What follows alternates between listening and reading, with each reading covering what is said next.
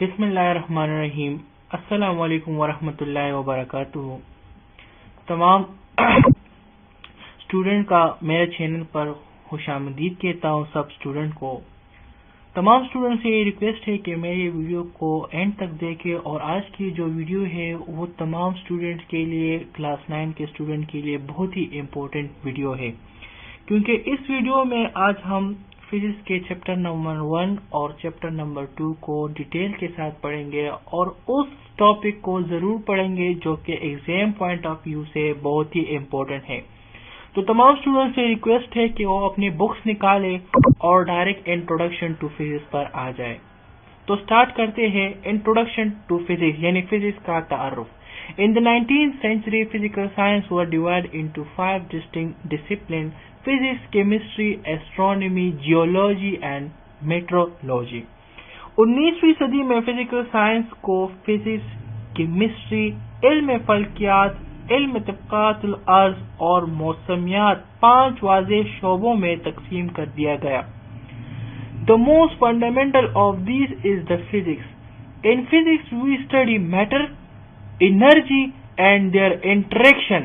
The law and principle of physics help us to understand nature. پھر کہتے ہیں کہ ان میں سب سے بنیادی شعبہ فزکس کا ہے، یعنی فزکس میں ہم مادہ، انرجی اور ان کے مابین باہمی عمل کا مطالعہ کرتے ہیں. فزکس کے اصول اور قوانین فطرت کو سمجھنے میں ہماری مدد کرتے ہیں. The rapid progress in science during the recent year has become possible due to the discoveries and invention in the field of physics, the technologies and the application of scientific principles. Most of the technologies of our modern society throughout the world are related to physics. For example, a car is made on the principle of mechanics, and a refrigerator is based on the principle of the thermodynamic. پھر کہتا ہے کہ پچھلے چند سالوں کے دوران science میں برق رفتار ترقی فزکس کے میدان میں نئی دریافتوں اور ایجادات کے باعث ہی ممکن ہو سکی. ٹیکنالوجی سائنسی اصولوں کے اطلاق کے حامل ہوتی ہے. موجودہ دور میں زیادہ تر ٹیکنالوجی فزکس سے متعلق ہے. مثال کے طور پر کار میکینکس اصولوں پر بنائی جاتی ہے اور ریفریجریٹر کی بنیاد تھرموڈائنامکس کے اصول پر ہے. پھر کہتے ہیں کہ in our daily life we hardly find a device where physics is not involved. Consider a pulley that makes it easy to lift heavy load. Electricity is used not only to get light and heat but also mechanical energy that derive fans and electric motors etc. پھر کہتے ہیں کہ ہماری روزمرہ زندگی میں استعمال ہونے والی چیزیں جیسے یا کوئی ایسا آلہ جس میں فزکس کا عمل دخل نہ ہو. مثال کے طور پر پلی کو ذہن میں لائیے جو وزنی اشیاء کو اٹھانے کے لیے استعمال کی جاتی ہے. بجلی نہ صرف روشنی اور حرارت حاصل کرنے کے لیے استعمال ہوتی ہے بلکہ میکینیکل انرجی حاصل کرنے کا ذریعہ بھی ہے جس سے الیکٹرک فین اور موٹریں وغیرہ چلتی ہے، جو کہ ابھی ہم لوگوں نے اس میں پڑھ لیا. Consider the mean of transportation such as a car and the aeroplane, domestic appliances such as air conditioner, refrigerator, vacuum cleaner, washing machine and microwave oven etc. اس کے بعد کہتے ہیں کہ ذرائع آمد و رفت مثلا کار، ہوائی جہاز، گھریلو آلات مثلا refrigerator, air conditioner, vacuum cleaner, washing machine اور مائکرو اوون وغیرہ، جو کہ تمام فزکس کے اصولوں پر کام کرتی ہے. Similarly, the means of communication such as radio, TV, telephone, computer are the result of application of physics. اور اس طرح جو ٹی وی، اور کمپیوٹر وغیرہ ہم یوز کرتے ہیں، یہ بھی فزکس کے اصولوں پر کام کرتی ہے. These devices had made our life much easier. اور یہ جو قسم کے آلات ہیں، یہ جو ڈیوائسز ہیں، تو یہ ہماری زندگی کو اور بھی آسان بنا دیتی ہے. faster and more comfortable than the past. اور بھی تیز ترین بنا دیتی ہے اگر ہم اس کو پاسٹ سے کمپیئر کریں. اس کے بعد For example, think of what a mobile phone smaller than our palm can do. آپ ایگزامپل لے سکتے ہیں ایک موبائل کی کتنا چھوٹا ہے. It allows to contact people anywhere in the world and to get latest worldwide information. یہ ہمیں الاؤ کر دیتی ہے کیونکہ ہم اس کی بدولت مختلف، اگر آپ یہ پاکستان کنٹری میں ہیں اور آپ انڈیا یا کسی امریکہ میں کال کرنا چاہتے ہیں تو آپ صرف اور صرف اس چھوٹے موبائل کی مدد سے آپ کانٹیکٹ کر سکتے ہیں. Send and we can take and save picture, اس میں ہم پکچر کھینچتے ہیں، ویڈیوز وغیرہ کرتے ہیں. Send and receive message of اور فرینڈ، یہ تو کلیئر ہے، ہم اس کی بدولت میسیجز بھی کر سکتے ہیں.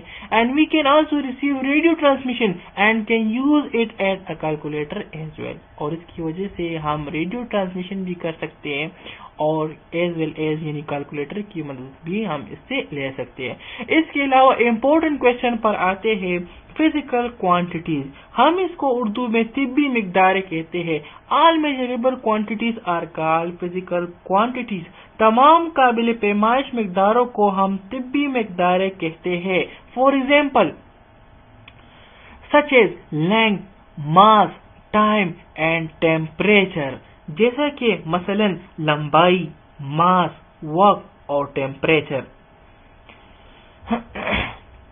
Physical quantities possess at least two characteristics in common. One is its numerical magnitude and the other is the unit in which it measures. For example, if the length of a student is 104 cm, then 104 is the numerical magnitude and centimeter is the unit of measurement. Similarly, when a grocer said that each bag contains 5 kg sugar, he is describing its numerical magnitude as well as the unit of measurement. It would be meaningless to state of 5 or kg only. Physical quantities are divided into base quantities and derived quantities. پھر کہتے ہیں ہم ادھر سے یہاں سے ہم اب اس کی ٹرانسلیشن کرتے ہیں فزیکل کوانٹیٹیز سے. کسی بھی طبی مقدار میں دو خصوصیات مشترک ہوتی ہے. پہلی خاصیت اس کی عددی قیمت اور دوسری وہ یونٹ جس میں اس کو ماپا یعنی ناپا گیا ہو. مثال کے طور پر اگر کسی طالب علم کی لمبائی 104 سینٹی میٹر ہے تو 104 کی عددی قیمت جبکہ سینٹی میٹر لمبائی کا یونٹ ہے. اس طرح جب ایک دکاندار یہ کہتا ہے کہ ہر بیگ میں 5 کلو گرام چینی ہے تو بیگ میں موجود چینی کی عددی قیمت اور اس کا یونٹ بتا رہا ہوتا ہے. صرف 5 یا صرف کلو گرام کہنا بے معنی ہوگا. طبی مقداروں کو بنیادی اور ماخوذ مقدار بھی کہتے ہیں، یعنی اس کو بیس کوانٹیٹیز اینڈ ڈیرائیو کوانٹیٹیز میں تقسیم کیا گیا ہے. اور اس مثال پر اگر آپ لوگ نہیں سمجھے تو اگر میں سمپلی آپ کو یہ سمجھانا چاہتا ہوں کہ آپ اگر جائیں اور دکاندار سے کہیں کہ مجھے 5 چینی دے دے تو وہ سمجھ جائے گا؟ نہیں، وہ نہیں سمجھ سکتا ہے آپ کے 5 چینی پر. لیکن اگر آپ انہیں کہہ دیں کہ آپ مجھے 5 کلو گرام چینی دے دے تو پھر وہ سمجھ جائے گا کہ 5 کلو گرام چینی، کیونکہ آپ نے اس کو ایک یونٹ بھی بتا دیا. اب اس کے بعد آتے ہیں بیس کوانٹیٹیز. بیس کوانٹیٹیز کو ہم بیٹا اردو میں بنیادی مقدار کہتے ہیں، جو کہ مقدار یہ 7 ہوتی ہے. تو اب آتے ہیں there are 7 physical quantities which form the foundation for other physical quantities. These physical quantities are called the base quantities. These are length, mass, time, electric current, temperature, intensity of light and the amount of a substance. کہتے ہیں کہ یہ طبی مقداریں 7 ہوتی ہے مقدار میں جو باقی تمام طبی مقداروں کے لیے بنیاد فراہم کرتی ہے. लंबाई, मास, वक्त, इलेक्ट्रिक करंट, टेम्परेचर, रोशनी की शिद्दत और मादी की मिकदार तादाद के हवाले से बुनियादी तिब्बी मिकदारें कहलाती है, मीन्स टू बेस क्वांटिटीज कहलाती है। अब इसके बाद आता है derive quantities. Derive quantities those physical quantities which are expressed in terms of base quantities are called derived quantities. These include area, volume, speed, force, work, energy, power, electric charge, electric potential, etc.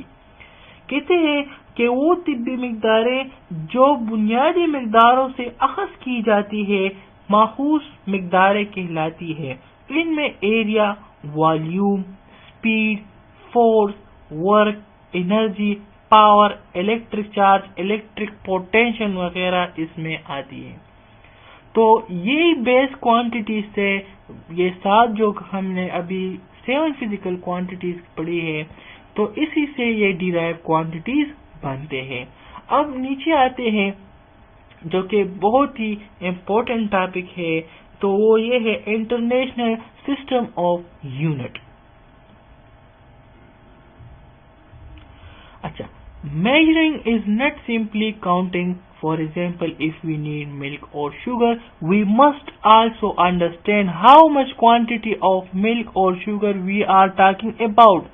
Thus, there is a need of some standard quantities for measuring, comparing unknown quantities. Once a standard is set for quantity, then it can be expressed in terms of that standard quantity. This standard quantity is called a unit. ये कहते हैं कि नापना सिर्फ गिनना नहीं होता। मिसाल के तौर पर जब हमें दूध या चीनी की जरूरत होती है तो हमारे लिए ये जानना भी जरूरी है कि हम दूध या चीनी कितनी मिकदार की बात कर रहे हैं। किसी भी नामालूम मिकदार की पैमाइश या मवाजना करने के लिए हमें मयारी मिकदारों की जरूरत होती है। एक बार मयार मुकर्रर कर लिए जाए तो ये मिकदारें इन मयारों के हवाले से बयान की जा सकती है। इन मयारी मिकदारों को यूनिट कहते हैं। साइंस और टेक्नोलॉजी में तरक्की के साथ साथ पूरी दुनिया में एक मुश्तरका काबिल कबूल यूनिट्स के निज़ाम की बेइंतहाई जरूरत महसूस की गई, खास तौर पर साइंसी और फनी। जनरल कॉन्फ्रेंस में पैमाइश का एक आलमगीर निज़ाम अपनाया गया जिसे इंटरनेशनल सिस्टम ऑफ यूनिट कहते हैं। अब हमने तो इंटरनेशनल सिस्टम ऑफ यूनिट पढ़ लिया। अब इसके बाद आते हैं बेटा बेस यूनिट की तरफ कि बेस यूनिट्स क्या है। तो the units that describe base quantities are called base units. Each base quantities has its SI units. कहते हैं कि वो यूनिट जो बुनियादी मिकदार यानी बेस क्वांटिटीज को बयान करते हैं ये क्या कहलाते हैं? बेस यूनिट कहलाते हैं।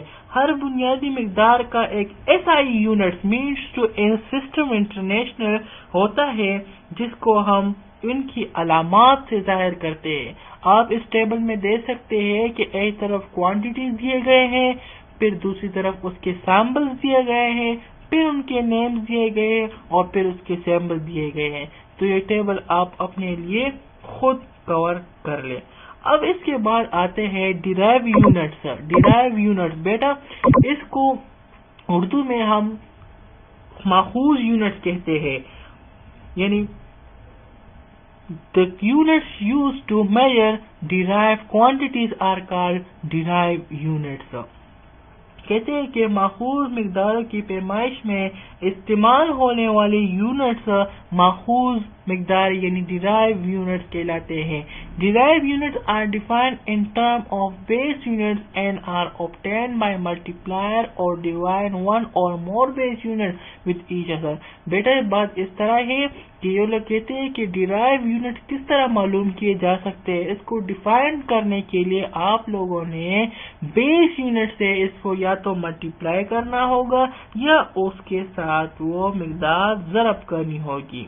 मिसाल के तौर पर The unit of area and the unit of volume are based on the unit of length, which is meter. Thus, the unit of length is the base unit, while the unit of area and volume are derived units. Speed is defined as distance covered in unit time. Therefore, its unit is meter per second. In the same way, the unit of density, force, pressure, power, etc. can be derived using one or more base units. Some derived units and their symbols are given in table. कहते हैं कि अगर यहाँ से मैं फिर तर्जुमा करता हूँ द यूनिट ऑफ एरिया से, कहते हैं कि एरिया का यूनिट मीटर स्क्वायर और वॉल्यूम का यूनिट जो है लंबाई के बुनियादी यूनिट मीटर से हासिल किए गए हैं। स्पीड इकाई वक्त में तय करदा फासला है, इसलिए इसका यूनिट मीटर सेकेंड है। इस तरह से डेंसिटी, फोर्स, प्रेशर, पावर वगैरह की यूनिट्स को एक से ज्यादा बुनियादी यूनिट्स की बुनियाद पर अखज़ किया जाता है, जिस तरह आपको टेबल में नीचे गिवन है।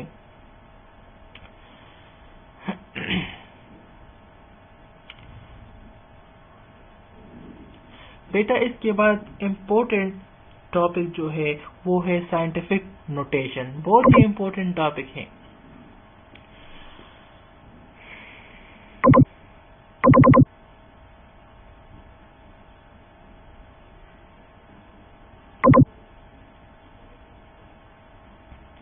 बेटा अब हम साइंटिफिक नोटेशंस की तरफ आते हैं कि साइंटिफिक नोटेशन क्या चीज है।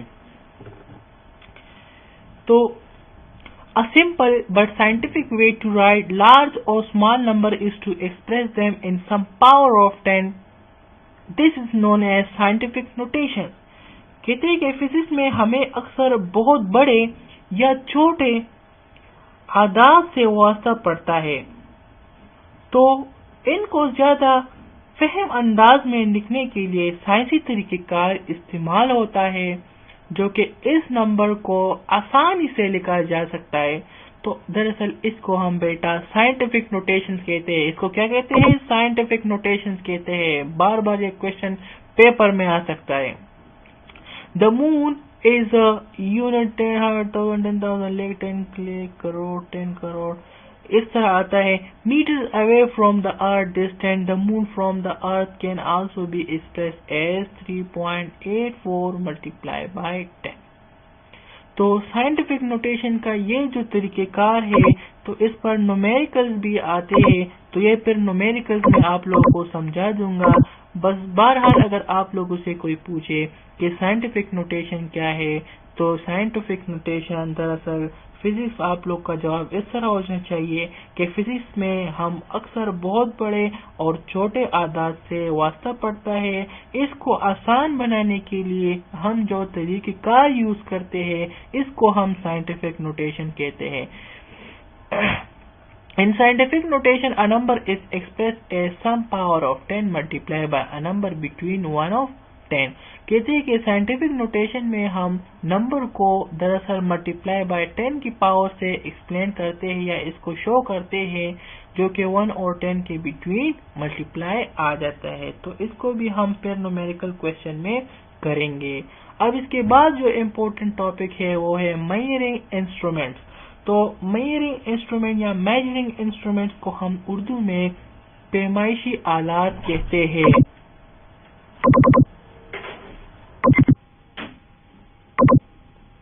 तो हम इसको उर्दू में पैमाइशी आलात कहते हैं। टॉपिक है मेजरिंग इंस्ट्रूमेंट। अच्छा, क्या कहते हैं? Measuring instrument are used to major various physical quantities such as length, mass, time, volume, etc. Measuring instruments used in past were not so reliable and accurate as we use today. For example, sundial water clock and other time measuring devices used around 1300 AD means after departure were quite crude. On the other hand, digital clock and watches used nowadays are highly reliable and accurate. Here we shall describe some measuring instruments used in physics laboratory. کہتے ہیں میں یہاں سے اس کا ترجمہ کر رہا ہوں. مختلف طبی مقداروں مثلا لمبائی، ماس، وقت، والیوم وغیرہ کی پیمائش کے لیے مختلف آلات استعمال کیے جاتے ہیں. ماضی میں استعمال ہونے والے پیمائشی آلات اتنے قابل اعتماد اور درست نہیں تھے جتنے ہم آج کل استعمال کرتے ہیں. جیسے ہم اگر مثال لے لیں، مثال کے طور پر ان لوگوں نے 13ویں صدی میں وقت کی پیمائش کے لیے استعمال ہونے والے آلات جن میں ہم دھوپ، گھڑیاں، آبیلاک، یہ ایک خاص قسم سے ان لوگوں نے انسٹرومنٹ بنائی تھی وغیرہ شامل تھی. کچھ زیادہ قابل اعتماد نہ تھے یہ، جبکہ آج کل استعمال ہونے والی گھڑیاں اور ڈیجیٹل کلاک انتہائی قابل اعتماد اور درست سمجھے جاتے ہیں. تو اب ان میں سے کچھ ان لوگوں نے استعمال کی ہے. We shall describe some measuring instrument use in physical laboratory. اب ہم کہتے ہیں کہ آئیے فزکس لیبارٹری میں پیمائش کے لیے استعمال ہونے والے چند آلات کا مطالعہ کریں. تو اس میں نمبر 1 پر آتا ہے meter rule. The meter rule یا meter rod. A meter rule is the length measuring instrument as shown in figure. It is commonly used in laboratories to measure length of an object or distance between 2 points. It is 1 meter long, which is equal to 100 centimeter. Each centimeter is divided into 10 small divisions called milliliters. Thus, 1 millimeter is the smallest reading that can be taken using a meter rule and is called its least count. While measuring length or distance, eye must be kept vertically above the reading point as shown in figure. The reading becomes doubtful if the eye is positioned either left or right to the reading point. کہتے ہیں کہ آپ لوگوں نے شکل figure 1.3 میں دیکھا کہ میٹر راڈ لمبائی کی پیمائش کا ایک آلہ ہے. یہ میٹر راڈ ہے. یہ عام طور پر لیبارٹری میں کسی چیز کی لمبائی یا چوڑائی یا کسی پوائنٹ کے درمیان فاصلے کی پیمائش کے لیے استعمال ہوتا ہے. یہ ایک میٹر یعنی 100 سینٹی میٹر لمبا ہوتا ہے. اس پر ہر سینٹی میٹر 10 چھوٹے حصوں میں تقسیم کیا گیا ہے جسے ملی میٹر کہتے ہیں. mm for means ملی میٹر. یہ ہے the smallest reading. اب کیا کہتے ہیں میٹر راڈ پر کم از کم ریڈنگ 1 ملی میٹر ہے. یہ میٹر راڈ کا لیسٹ کاؤنٹ کہلاتا ہے. لمبائی یا فاصلہ ناپنے وقت آنکھ ہمیشہ پیمائش کے مقام سے عموداً اوپر ہوتا ہے جیسا کہ آپ لوگوں کو فگر 1.4b میں دکھایا گیا ہے. تو یہ آپ لوگ دیکھ سکتے ہیں. یہ ان لوگوں نے آئی پوائنٹ لکھا ہے کہ آپ کا جو رولر ہے میٹر رول تو وہ آپ سے نیچے اور آپ ان کے بالکل اوپر آنکھ سے دیکھیں گے. اب اس کے بعد یہ ویڈیو تھوڑی بڑی ہونے والی ہے لیکن چونکہ سب ہم اس میں اکٹھا چیپٹر نمبر 1 پڑھ رہے ہیں تو ویڈیو لانگ ہو سکتی ہے. اب اس کے بعد آتا ہے دا میجرنگ ٹیپ. آپ لوگوں نے تو اکثر گلکار وغیرہ کے پاس یہ میجرنگ ٹیپ دیکھا ہوگا. Measuring tape are used to measure length in meter and centimeter. Figure 1.5 show a measuring tape used by blacksmith and carpenter. A measuring tape consists of a thin long strip of cotton, metal and plastic, generally 10 mm, 20 mm, 50 mm and 100 mm long. Measuring tape are marked in centimeter as well as in inches. کہتے ہیں کہ measuring tape جو ہے یہ کس لیے use ہوتا ہے؟ دراصل یہ کسی لینتھ کی پیمائش کے لیے یوز ہوتا ہے.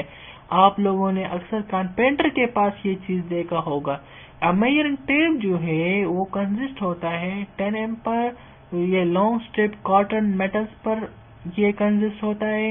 اس کے علاوہ یہ 10 mm 20 mm 50 mm and 100 mm long بھی ہو سکتی ہے. اب نیچے آتے ہیں.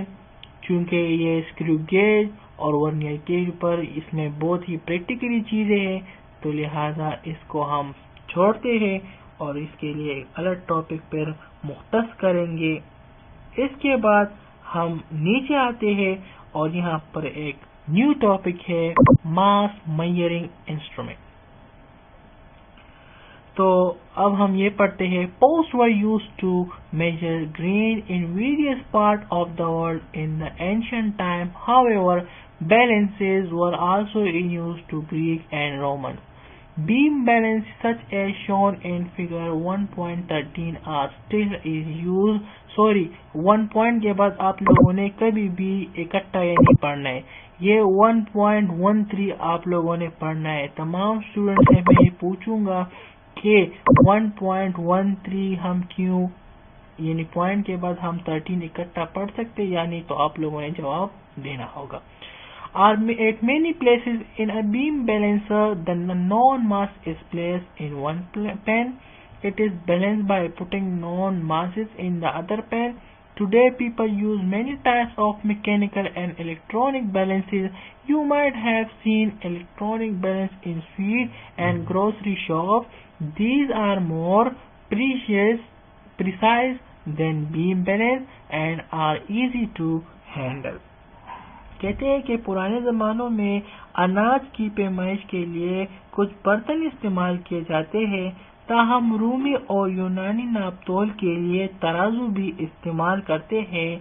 بیم بیلنس جیسا کہ آپ لوگوں کو فگر 1.13 میں دکھایا گیا ہے آج بھی دنیا کے مختلف علاقوں میں پاکستان میں بھی ہم اکثر دیکھتے ہیں کہ گاڑیوں وغیرہ میں جو صبح کے ٹائم جو سبزیاں بیچتے ہیں تو ان کے پاس بھی یہ بیم بیلنس ہوتا ہے. اس کے ایک پلڑے میں مناسب نامعلوم ماس کی شے رکھی جاتی ہے اور دوسرے پلڑے میں مناسب معلوم ماسز ڈال کر بیلنس متوازن کیا جاتا ہے. آج کل مختلف اقسام کے میکینیکل اور الیکٹرانک بیلنس استعمال کیے جاتے ہیں. آپ لوگوں نے اکثر پساری کے دکان میں یہ چیز دیکھا ہوگا کہ ہم کس طرح آپ لوگوں کی پیمائش کے لیے یوز کرتے ہیں. تو ایک بیم بیلنس جو ہے یہ پرانے زمانے میں یہ استعمال ہوا کرتے تھے جس میں ایک یہاں پر ماس رکھا جاتا تھا جو کہ اگر 1 kg ہو تو اس پر لکھا ہوگا 1 kg 2 kg 3 kg اور یہاں پر انون ماس جس کے ساتھ پھر یہ بیلنس کرتے ہیں تو اس کو رکھا ہوتا ہے. تو اس چیز کو اس ترازو کو ہم کیا کہتے ہیں بیم بیلنس. اس کے بعد دوسرے پر آتے ہیں فزیکل بیلنسز. کیا فزیکل بیلنسز. اب فزیکل بیلنسز کیا ہے؟ A physical balance is used in the laboratory to measure the mass of various objects by comparison. It consists of beam resting at the center on a fulcrum. As shown in figure 1.14, the beam carrier scale pans over the hook on either side. A known mass is placed on the left pan. Find some suitable standard masses that cause the pointer to remain at 0 on raising the beam. As shown in figure, the beam carrier scales pans over the books on either side. Unknown mass is placed on the left pan. Find some suitable standard mass that cause the pointer of remain at 0 on raising the beam. اب شروع سے میں اس کی ترجمہ کرتا ہوں physical balance سے. ٹھیک ہے. یہ کہتے ہیں کہ لیبارٹری میں فزیکل بیلنس کی مدد سے مختلف اقسام کا ماس معلوم کیا جاتا ہے. یہ ایک بیم اور اس کے درمیان میں لگے فلکرم پر کنسسٹ یعنی مشتمل ہوتا ہے جس کے دونوں سروں پر لگے ہک کی مدد سے یہ ہک کہتا ہے ایک ہک کی مدد سے ایک پرنا لٹکا دیا جاتا ہے جیسے کہ آپ لوگوں کو شکل 1.14 میں دکھایا گیا ہے. اب کیا کہتے ہیں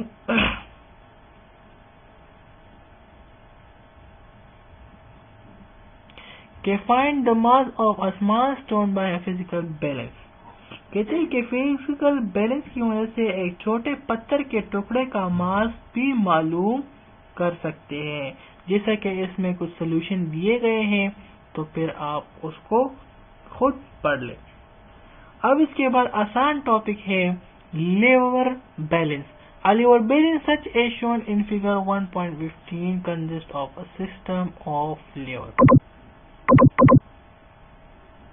اچھا کہتے ہیں کہ جو لیور بیلنس ہے جس طرح آپ لوگوں کو شکل 1.15 میں دکھایا گیا ہے یہ بیلنس لیور ہے. یہ دیکھیں آپ. When lever is lifted placing the object in one pan and standard mass on the other pan, the pointer of the lever system move the pointer is brought to zero by varying standard mass.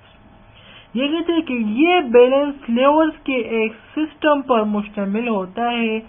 Liver کے system سے منسلک سوئی liver کو بلند کرنے پر حرکت کرتی ہے.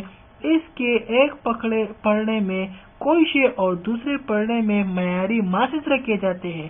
جب سوئی صفر پر آ کر ٹھہر جاتی ہے تو شے کا ماس دوسرے پڑھنے میں موجود ماسز کے مجموعے کے برابر ہوتا ہے.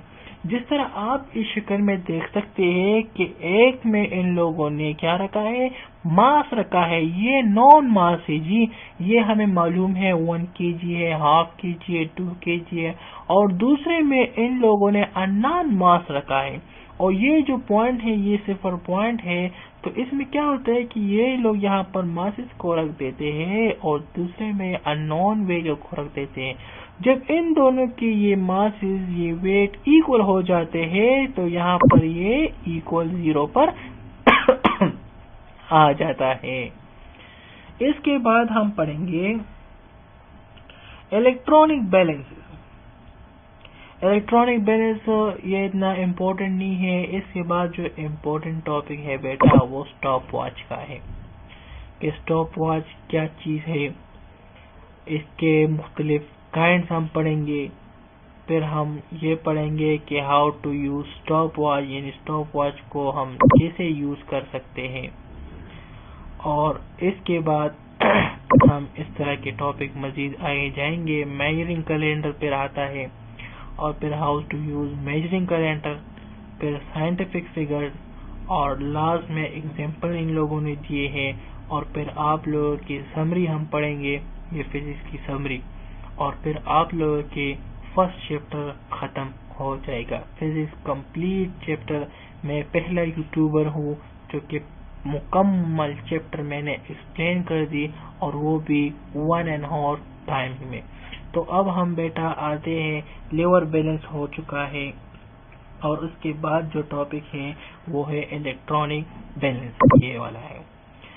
تو electronic balance such as shown in figure 1.16 come in various ranges, milligrams range, grams ranges and kilograms ranges. Before measuring the mass next body it is switched on and in reading is set to 0. Next place the object to be weighted. The reading on the balance give you the mass of the body placed over it. کہتے ہیں کہ electronic balance کیا ہے, جس طرح آپ لوگوں کو فگر 1.16 میں دکھایا گیا ہے. یہ الیکٹرانک بیلنس. یہ بیلنس مختلف رینج میں آتے ہیں, ملی گرام رینج میں, گرام رینج میں, کلو گرام رینج میں.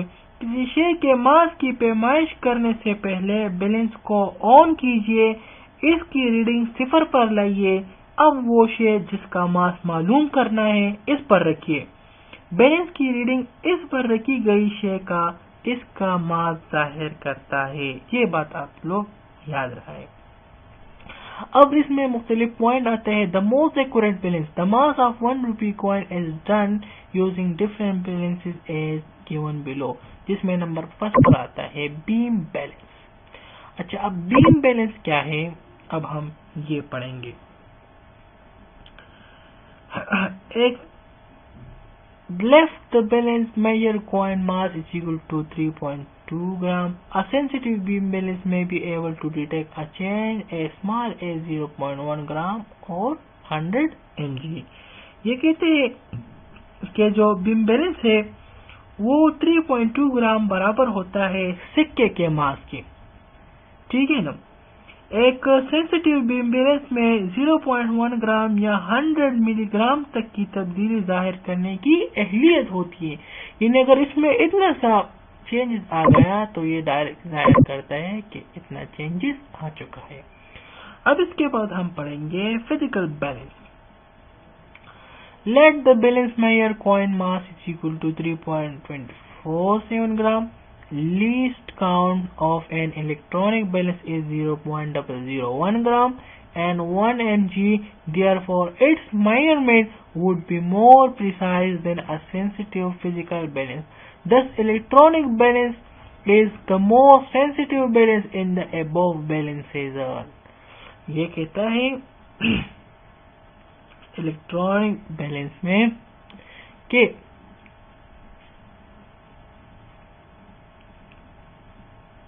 اب پہلے آپ فزیکل بیلنس، چونکہ میں غلط ہو چکا ہوں یہاں پر، تو پہلے آپ فزیکل بیلنس ذرا غور سے دیکھیں.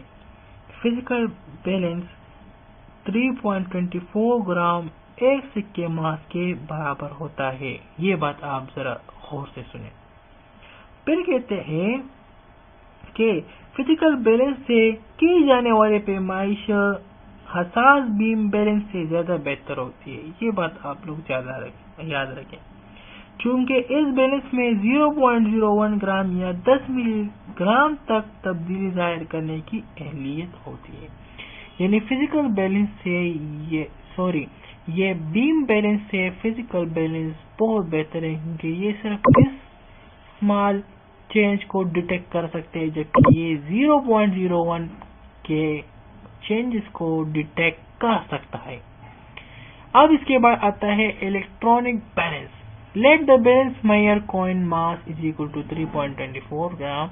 Least count of electronic balance is 0.001 or 1 mg. Therefore, its measurement would be more precise than a sensitive physical balance. Thus, electronic balance is the most sensitive balance in the above balances. کہتے ہیں کہ electronic balance 3.247 سکے ماس کے برابر ہوتا ہے، coin of mass, اور electronic balance کسی حساس فزیکل بیلنس سے بھی زیادہ درست پیمائش کر سکتا ہے. یعنی یہ فزیکل بیلنس سے بہت بدرجہ بہتر ہے. کیسا بہتر ہے؟ اب یہ چونکہ یہ بیلنس 0.001 پہلا والا بیم بیلنس 0.1 تک یہ اس کی چینجز کو ڈیٹیکٹ کر سکتا تھا. پھر اس کے بعد جو فزیکل بیلنس ہے وہ 0.01 تک کی چینجز کو ڈیٹیکٹ کر سکتا ہے. لیکن یاد رکھے کہ جو بیلنس یہ ڈیٹیکٹ کر سکتا ہے تو اس کی حساسیت جو ہے وہ اور بھی پریسائز ہے، یعنی یہ 0.001 تک یہ چینجز کو ڈیٹیکٹ کر سکتا ہے. اب اس کے بعد آتے ہیں بیٹا اسٹاپ واچ کی طرف. A stopwatch is used to measure the time interval of an event. کہتے ہیں کہ اسٹاپ واچ جو ہے یہ ٹائم انٹرول کو نوٹ کرنے کے لیے یا کسی ایونٹ کی پیمائش کے لیے میئر کے لیے یوز کی جاتی ہے. There are two types of stopwatch. کہتے ہیں کہ دو قسم کے اسٹاپ واچ کے ٹائپس ہے، اقسام ہے. فرسٹ کو mechanical and digital stop watch کہتے ہیں. جو کہ پہلا والا ہے اس کو ہم میکینیکل، جبکہ دوسرے والے کو ہم ڈیجیٹل کہتے ہیں، جیسا کہ آپ لوگوں کو فگر میں دیا گیا ہے. A mechanical stopwatch can measure a time interval up to a minimum 0.1 second. Digital stopwatch commonly used in laboratories can measure a time interval as small as 1/100 second means to 0.01 second. کہتے ہیں کہ جو mechanical stop watch ہے تو یہ stop watch کی مدد سے کم از کم 0.1 سیکنڈ تک کے وقفے کی پیمائش کی جا سکتی ہے، لیکن جو ہم لیبارٹریز میں یوز کرتے ہیں تو وہ اس سے بھی بہتر ہے، کیونکہ وہ 0.01 کے وقفے کی پیمائش کر سکتا ہے. اب اس کے بعد آتے ہیں how to use a stop watch, یعنی اسٹاپ واچ کیسے استعمال کی جاتی ہے. A mechanical stopwatch has a knob that is used to wind the spring that power the watch. It can also be used as a start, stop and rest button. The watch start. The watch start when knob is pressed once. When the past second time, it stops the watch while the third press brings the needle back to zero position. A digital stopwatch start to indicate the time. Less as start stop button is pressed. As soon as start stop button is pressed again, it stop as indicate the time interval recorded by it between start and stop of an event. A reset button restore its initial zero settings. کہتے ہیں کہ mechanical stop watch کو چابی دینے کے لیے ایک ناب موجود ہوتی ہے. یہ پھر اس کے بعد کہتے ہیں کہ اس کے علاوہ اسے چلانے اور روکنے اور دوبارہ سیٹ کرنے کے لیے بٹن لگا ہوتا ہے. چلانے کے لیے بٹن ایک بار دبایا جاتا ہے، دوسری بار دبانے پر یہ رک جاتی ہے، جبکہ تیسری بار دبانے پر اس کی سوئی واپس صفر پر آ جاتی ہے. جیسے یہاں ہے the digital stop watch start to. جیسے ہی اسٹارٹ اسٹاپ بٹن دبایا جاتا ہے، ڈیجیٹل اسٹاپ واچ گزرنے والی وقت کو ظاہر کرنے کے لیے چل پڑتی ہے. جو ہی اسٹارٹ یا اسٹارٹ بٹن دوبارہ دبایا جاتا ہے تو یہ رک جاتی ہے اور وقت کے اسٹارٹ اور اسٹاپ کے درمیانی وقفے کو ظاہر کرتی ہے، جبکہ ریسیٹ بٹن اس کو واپس اپنے حالت پر یعنی ریسیٹ بٹن سے اسے صفر والی پہلی جگہ پر لایا جاتا ہے. تو آپ لوگوں نے یہ اسٹاپ واچ اس کو باقاعدہ آپ کے لیبورٹریز میں اس کو باقاعدہ آپ کو دوڑ لگائے جائیں گے اور ایک بندے کے ساتھ اسٹاپ واچ ہوگا جو کہ وہ ٹائم کو نوٹ کر رہا ہوگا. اب اس کے بعد جو ٹاپک آتا ہے وہ ہے میئرنگ cylinder. A measuring cylinder is a glass or transparent plastic cylinder. It has a scale along its length that indicate the volume in milliliter as shown in figure 1.19. Measuring cylinders have different capacities from 100 milliliter to 500 milliliter. They are used to measure the volume of a liquid or powder substance. It is also used to find the volume of an irregular shaped solid insoluble in a liquid by displacement method. The solid is lowered into a measuring cylinder containing water/liquid. The level of water/liquid rises. The increase in the volume of water/liquid is the volume of the given solid object. کہتے ہیں کہ measuring cylinder جو ہے یہ شیشے یا plastic کا بنا ہوتا ہے جس کی لمبائی جو ہے لینتھ جو ہے اس پر ملی لیٹر میں درجے لگے ہوتے ہیں. پیمائشی سلنڈر 100 ملی لیٹر سے 500 ملی لیٹر تک کی گنجائش کے ہوتے ہیں. یہ مائع یا پاؤڈر اشیاء کے والیوم کی پیمائش کے لیے استعمال ہوتے ہیں. یہ مائع میں ناحل پذیر اشیاء کے والیوم کی پیمائش کے لیے بھی استعمال ہوتے ہیں. اس مقصد کے لیے ٹوشے پیمائشی سلنڈر میں موجود پانی یا مائع میں ڈال دی جاتی ہے. سلنڈر میں پانی یا مائع کی سطح بلند ہو جاتی ہے. مائع میں ڈالی گئی ٹوشے کا والیوم سلنڈر میں ہونے والے اضافے کے ایکول ہوتا ہے، مساوی ہوتا ہے. تو آپ لوگوں نے پیمائشی سلنڈر یہ بھی آپ لیبورٹریز میں پھر ہم ایکسپیریمنٹ کریں گے اور ان کو دیکھیں گے کہ how to use a measuring cylinder. First of all اب ہم اس کی تھوڑی سی ریڈنگ کرتے ہیں، آپ لوگوں کو سمجھاتے ہیں کہ how to use a measuring cylinder, کہ میئرنگ سلنڈر کو ہم کس طرح یوز کر سکتے ہیں. While using a measuring cylinder, it must be kept vertically on a plane surface. Take a measuring cylinder, place it vertically on the table, pour some water into it. Note that the surface of water is curved as shown in figure 1.19. The meniscus of the most liquids curved downward while the meniscus of mercury curves upward. The correct method to note the level of liquid in the cylinder is to keep the eye at the same level as the meniscus of the liquid as shown in figure 1.19b. It is incorrect to note the liquid level keeping the eye above the level of liquid as shown in figure 19a. When the eye is above the liquid level, the meniscus appear higher on the scale. Similar, when the eye is below the liquid level, the meniscus appear lower than actual height of the liquid.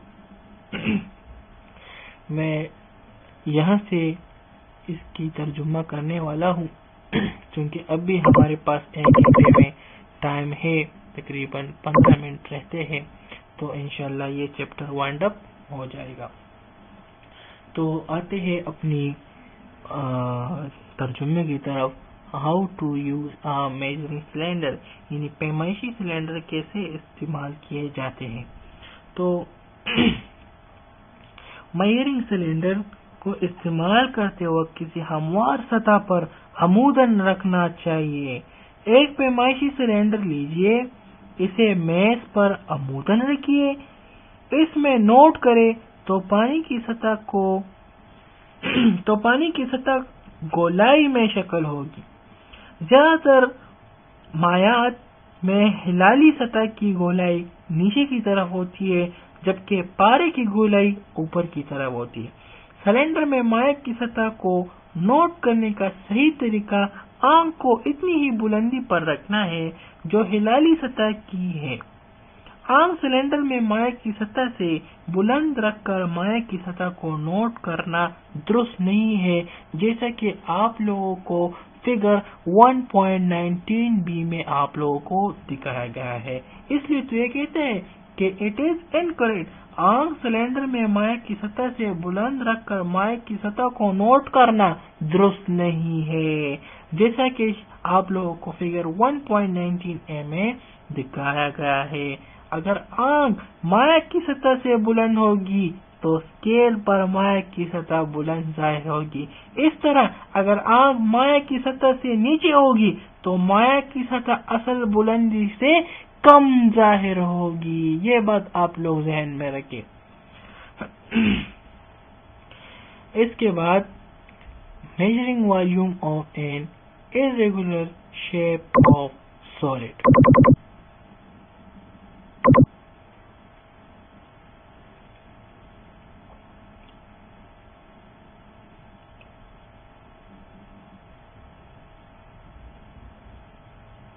अच्छा, last one थोड़ा सा topic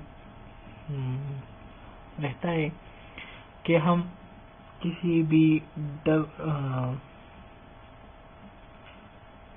ये कहते हैं कि किसी भी irregular shape की हम पैमाइश किस तरह कर सकते हैं। तो अब हम ये इसकी ये तो इतना इम्पोर्टेंट नहीं है, लेकिन फिर भी पढ़ना जरूरी है।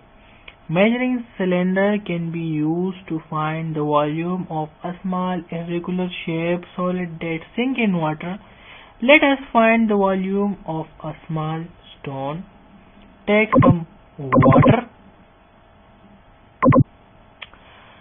some water in a graduated measuring cylinder. Note the volume V of water in the cylinder. Tie the solid with a thread. Lower the solid into the cylinder till it is fully immersed in water. Note the volume Vf of water and the solid volume of the solid will be Vf minus Vi. कहते हैं कि पैमाइशी cylinder से पानी में डूब जाने वाले छोटे से किसी भी शक्ल के ठोस जिस्म का वॉल्यूम मालूम किया जा सकता है। ये कहते हैं कि आइए एक पत्थर کہ ایک ٹکڑے کا والیوم معلوم کریں۔ اسکیل والا ایک پیمائشی سلنڈر لیجئے، اس میں موجود پانی کا ابتدائی والیوم انیشیل والیوم نوٹ کیجئے، ٹوش یا پتھر کو دھاگے سے باندھیے، اس سلنڈر میں ڈالیے یہاں تک کہ یہ مکمل طور پر پانی میں ڈوب جائے۔ سلنڈر میں موجود پانی کا آخری volume, note the volume of F, اس کو آپ نوٹ کریں۔ Volume of the solid will be کس طرح آ جائے گا کہ وی ایف مائنس وی آئی، تو آپ لوگوں کے پاس آ جائے گا۔ اب اس کے بعد ہم لاسٹ ٹاپک ہے، ہاں بالکل لاسٹ ٹاپک ہے، پھر ہم انشاءاللہ سمری پڑھیں گے۔ تو لاسٹ ٹاپک جو ہے بہت ہی ایزی ٹاپک ہے، جسے ہم سگنیفیکنٹ فگرز کہتے ہیں، امپورٹنٹ ٹاپک بھی ہے۔ اچھا، کہتے ہیں کہ the value of physical quantities is expressed by a number followed by some suitable unit. Every measurement of a quantity is an attempt to find its true value.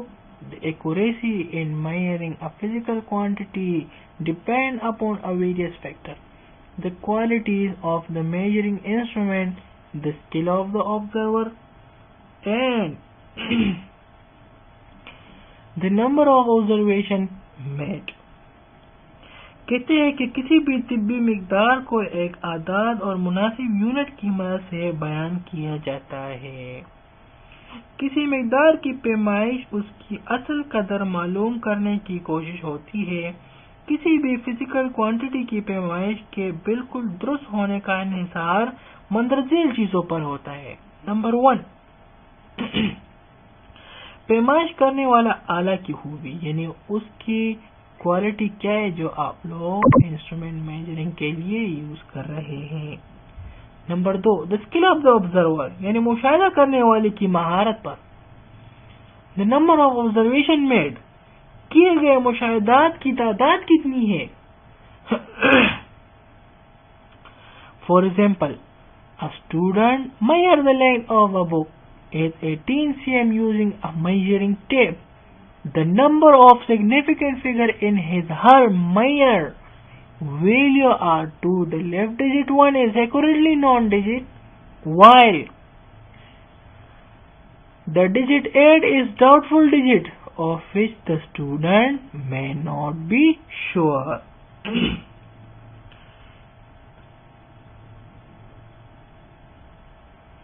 کہتے ہیں کہ فار ایگزامپل، ہم مثال کے طور پر ایک طالب علم پیمائشی فیتہ کی مدد سے ایک کتاب کی لمبائی 18 سینٹی میٹر لیتا ہے۔ اس کی پیمائش میں اہم ہندسوں کی تعداد 2 ہے، بائیں طرف ہندسہ 1 جو کہ ایکوریٹلی ہے، اور جبکہ دائیں جانب موجود 8 کا ہندسہ مشکوک ہے، means to doubtful ہے، جس کے متعلق طالب علم ممکن ہے یا پر یقین نہیں ہے، not be sure. Another student measured the same book using a rule and claimed that its length is to be 18.4. In this case, all the 3 figures are significant. The 2 left digit 1 and 8 are accurately non-digit. Next digit 4 is the doubtful digit for which the student may not be sure. پھر کہتا ہے کہ ایک دوسرا طالب علم اسی کتاب کی میٹر راڈ کی مدد سے پیمائش کرتا ہے اور وہ یہ دعویٰ کرتا ہے کہ اس کی لمبائی 18.4 سینٹی میٹر ہے۔ اس پیمائش میں تینوں ہندسے اہم ہیں، بائیں طرف کے دونوں ہندسے 1 اور 8 اہم معلوم ہندسے ہیں، جبکہ دائیں طرف کا ہندسہ 4 مشکوک ہندسہ ہے، جس کے متعلق طالب علم ممکن ہے اور پر یقین نہیں ہے۔ پھر کہتا ہے کہ a third student record پھر کہتے ہیں third student record the link of book as 18.24. Interestingly, the measurement is made using same ruler. The number of significant figure is again 3, consisting of 2 accurately known digits 1, 8 and the first doubtful digit 4. The digits 2 and 5 are not significant. It is because the reading of these large digits cannot be justified using a rule. Measurement up to third or even second decimal place is beyond the limit of the measuring instrument. An improvement in the quality of measurement by using better instrument increases the significant figures.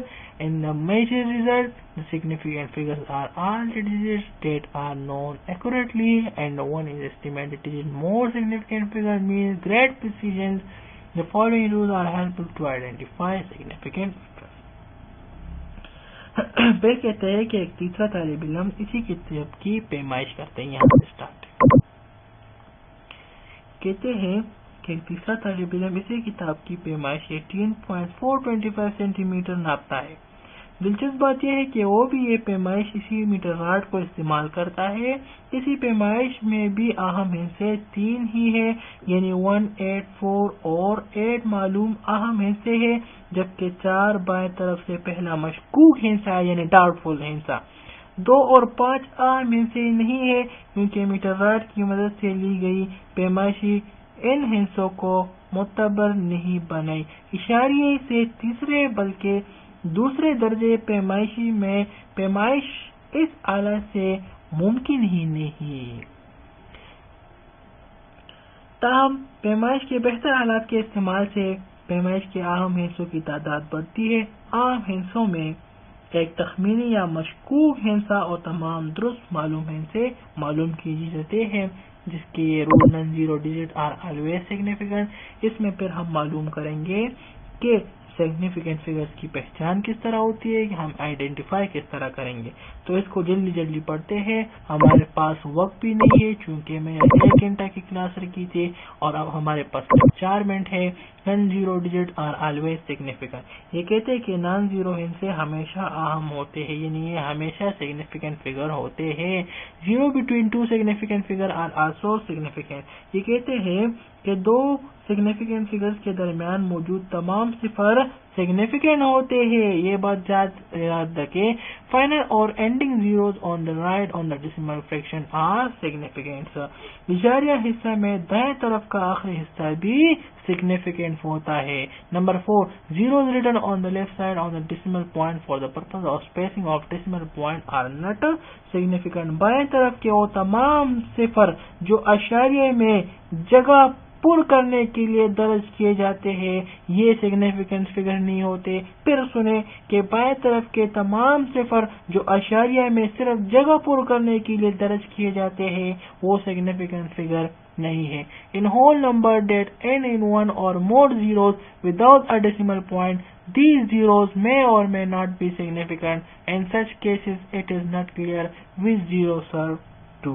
کہتے ہیں کہ وہ تمام اعداد جن کے اختتام پر 1 سے یا 1 زیادہ صفر ہو یہ صفر سگنیفیکنٹ بھی ہو سکتے ہیں اور نہیں بھی. ان صورتوں میں یہ واضح نہیں ہوتا کہ کون سا صفر مقام کا تعین کرتا ہے اور کون سا صرف پیمائش کا حصہ ہے. اس صورت میں مقدار کو سائنٹیفک نوٹیشن میں بیان کرنے کے لیے ان کا تعین کیا جاتا ہے. اس لیے it's not clear which zero. Last پر سمری پر آتا ہے. جلدی ہم اس کو بھی کور کرتے ہیں. سمری خلاصہ. Physics is the branch of science that deals with the matter, energy and their relationship. کہتے ہیں کہ فزکس سائنس کی وہ شاخ ہے جو مادہ، انرجی اور ان کے درمیان تعلق کو ظاہر کرتی ہے. Some main branches are mechanics, heat, sound, light, electricity and magnetism, nuclear physics and quantum physics. پھر کہتا ہے کہ میکینکس حرارت، آواز، روشنی، وسیعت اور میکینکس، نیوکلیئر فزکس اور عام تمام فزکس کی چند نمایاں شاخیں ہیں.